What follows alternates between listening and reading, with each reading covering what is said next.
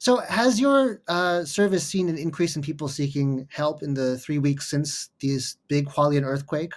Typically, there's a lag with these kinds of things as people certainly will experience anxiety. Different people will experience anxiety in different ways. And um, for many of us, we will learn to regulate that ourselves. But for others who can't, they'll eventually come to us. But we'll see that weeks or months later.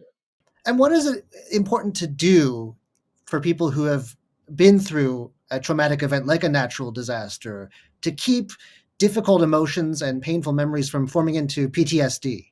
In the case of trauma, uh, an earthquake may actually trigger reactions from a past trauma in your life. And that can be really, really difficult to work with because you may not know what it is. So the therapist has to work with the client over a longer period of time to kind of get to that. What was that first trauma?